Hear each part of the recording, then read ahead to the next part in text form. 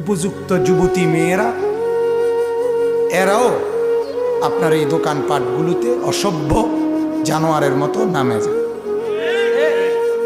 এই এখন আমি যখন আসতেছিলাম ফুল হরন দিয়া এরপরে উপযুক্ত মেয়েদেরকে সরাইতে হয়েছে আমার গাড়ি।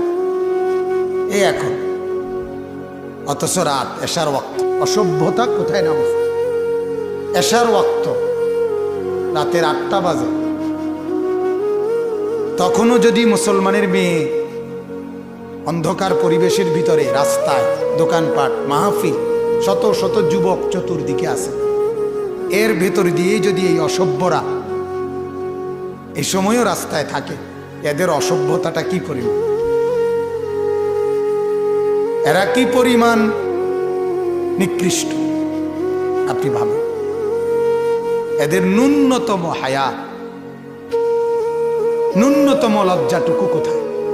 আহা, অথচ এক নারী তার জীবনের সবচেয়ে বড় পুঁজি এটা হায়া। নারী মানি লজ্জা। নারীকে আল্লাহ তাআলা বানাইছেনি কি এই হিসেবে, আল মারআতু আওরা।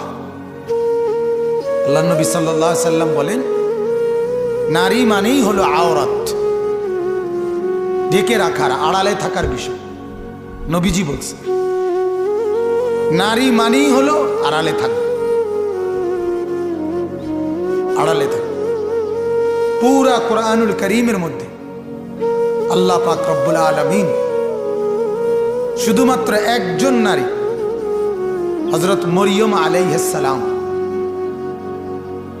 ওনার স্বামী ছিল না, ওনার সন্তান ঈসা নবী, ওনাকে পরিচয় করাইতে হইলে ওনার মার নাম বলতে হবে, কারণ ওনার তো বাবা নাই। শুধু এই প্রয়োজনটার কারণে ওনার নামটাই শুধু কোরআনে আছে, পুরা কোরআন। অথচ নবীজির 11 জন স্ত্রী ছিল, একজনের নাম কোরআন শরীফে নেই। নবীজির 4টা মেয়ে ছিল, জয়নব, রুকাইয়া, উম্মে কুলসুম, ফাতেমা, নবীজির কলিজার টুকরা মেয়ে, ওনাদের কারো নাম কোরআনে নেই।